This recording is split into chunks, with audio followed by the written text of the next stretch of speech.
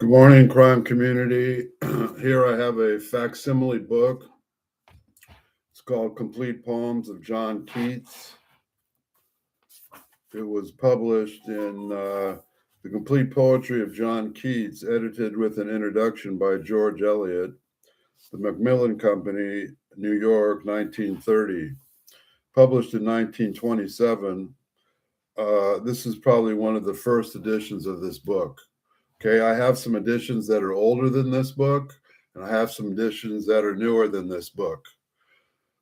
One of the books doesn't have the pages cut at the bottom. The other book is a facsimile that you can't read. So it depends on who's publishing it, I guess. This is a facsimile, but it's probably not a facsimile, but you can probably find newer ones that are. So what is and what isn't a facsimile can be a little bit confusing.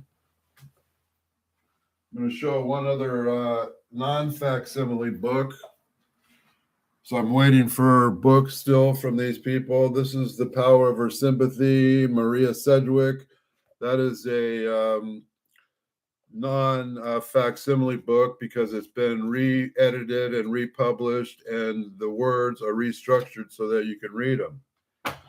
So I'm just going to continue on reading a little bit about John Keats today. See if we can learn anything about John Keats in the introduction. The poetry of Keats give us constantly the sense of greater poetry behind. It is like a scene that, however lovely in itself, charms us ultimately with its hint of a grander vista just beyond its farthest line of trees. His work ended soon after his 24th birthday, but together with his fascinating letters, it reveals a poetic nature richer than others since the Renaissance. The so-called romantic rival of poetry culminated in him. Its quality of imagination, which is still dominant today, was more intense and substantial. The imagination of the chief English poets, Spenser, Shakespeare, and Milton, was formed upon the wide mental fabric of medieval and Renaissance Europe. But in the 18th century, the fabric was disintegrated by the new scientific and humanitarian spirit. The great poet of the opening 19th century was thrown, to an unprecedented degree, upon nature of their own resources. Their work, though profoundly original in its best passages, lacks a full pattern of life, but Keats aims at one. With the latest born and loveliest vision far, he soon became aware of the limitations of his older contemporaries and yearned for completer beauty. With a great poet, he remarked in a letter to his brother, the sense of beauty overcomes every other consideration, but rather obliterates all consideration. He wished to obliterate from poetry all the tangled searchings of his age. He noted that Coleridge and others lacked a quality which Shakespeare possessed so enormously. I mean, negative capability, that is, when a man is capable of being in uncertainties, mysteries, doubts, without any irritable reachings after fact and reason. He venerated Wordsworth as a matter, but felt that his genius was ambiguous, partly poetic, partly egotistical, sublime, involved in certain speculations and apt to brood and peacock over them till he makes a false coinage and deceives himself. Byron, on the other hand, has been misled by the force of his own passions. He had potency with the deficient in the gentle potency that belongs to the essence of true art. Shelley work seemed too impatient and thin and wrapped by vague spiritual purposes. You might curb your magnanimity, Keats wrote to him, and be more of an artist and load every rift of your subject with ore. This sentence is a fine clue to the procedure of Keats himself. He aimed at a Shakespearean instead of a Shelleyan magnanimity. He packed his verse with quick metal of the senses and strove to make it more and more a spiritual coinage of large currency. But the atmosphere of this age favored a quick development of the sensuous, not the ethical, powers of his imagination. Hence the cloying passages that marred his verse, particularly in the early passages, but hence, too, the most swift and lovely fruition recorded in the history of poetry. His youth was narrow in mental influences, but normal and sturdy. His father, a man of unusual sense and energy, kept a livery stable at the sign of the Swan and Hoop, Finsbury Pavement, London.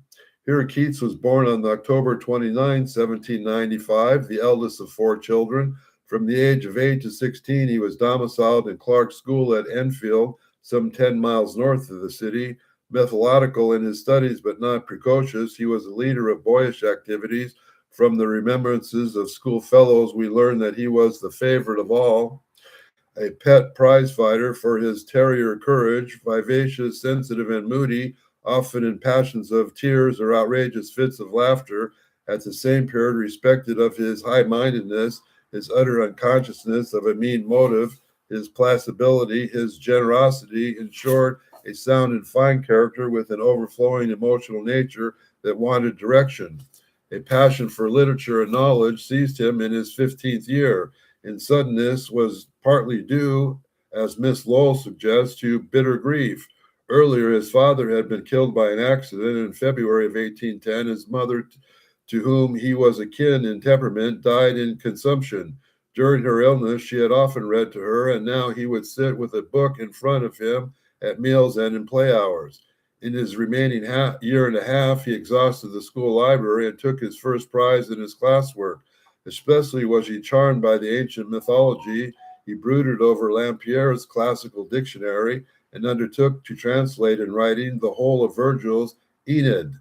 Reading and translation, and presently some attempts at original verse, occupied Keats's leisure hour as apprentice to a surgeon and apothecary in Ebington in August 1811 to September 1815. Often he walked with 2-mile path through the fields to his old school, where the headmaster's son, C.C. Clark, lent him books and encouragement. Becoming familiar with the romantic poets from Thomson and Grayson, he went back eagerly to the Renaissance masters. On a certain momentous afternoon, he listened with a new rapture while Clark read Spenser's Epithalamium, tones of which were to echo later in his own odes. His straightway borrowed the Fairy Queen and presently wrote his earliest verses, have been preserved, the imitation of Spenser. The master awakened Keats' gift of leisurely luxuriance in rhythm, phrase, and romantic episode, as in the Spenserian stanzas of The Eve of St. Agnes. But Keats was an unspenserian in his eager warmth of touch, and his own genius developed rapidly during the next year and a half while he lived in lodgings near the heart of London in attendance of Guy's Hospital. Through successful and medical studies, so far as he carried them, he was more and more absorbed in poetry. Of coming of age, he determined against the will of his guardian, a Mr. Abbey, who managed the small patrimony of the Keats children, to devote his whole time to it. His poetic ambition was encouraged by his 2 brothers and his widening circle of literary friends. He had a genius for friendship, and his personality was distinguished and captivating. Says Clark, I never knew one who so thoroughly combined the sweetness with the power of gentleness. Barely over 5 feet in height, broad-chested, erect, and plastic, he had a head and a profile that recalled, for some observers, the Greek gods. His hair was gold red and curly, his eyes large and dark brown, struck everyone with their changeful expressiveness, their reverie, and the wind-like luster, their fiery brightness of interest, their glow of anger at meanness and wrong. These new friends were particularly important for Keats in these susceptible years. J.H. Reynolds, R.B. Hayden, and Leigh Hunt. The youthful Reynolds' versatile wit and rhymer opened to him his home and an intimate sympathy. Hayden, an historical painter, amazed for his romantic self-conceit, brought Keats into touch with the Elgin marbles and other works of art, encouraged his loftiness, ambitions in poetry, and helped to offset the influence of Hunt. Hunt, editor of the Examiner and idol of young liberals because of his recent imprisonment for freedom of speech, was a charming person, a superficial thinker, and acute critic of style and mediocre poet. His popular story of Rimini, published early in 1868, imitated the free heroic couplets of the Elizabethan poets and did much to break the sway of the school of Pope. And in the poem, he has a strain of trivial prettiness due to Hunt's lust of a warm familiarity of style. This gave color to the title, leader of the Cockney School of Verse, in which he was dubbed by his conservatives. Keats and he himself avowed later on he had a side closely akin to Hunt, and in 1816 was under his influence. During the summer, he frequented Hunt's cottage at Hampstead and rambled the fields with him.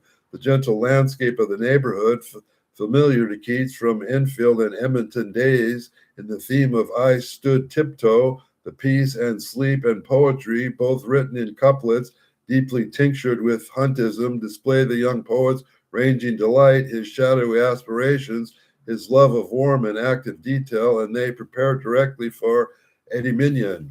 After the publication in March 1817 of his slim first volume, acclaimed by the circle and unnoticed by the public, Keats gave 7 months of his composition of his longest poem, Eddie Mignon, with his lodged successively at various places in the southeast of England, for the most part avoiding London. He now felt the need of concentrating his powers in withdrawal from current influences, notably Hunt's cloying melody.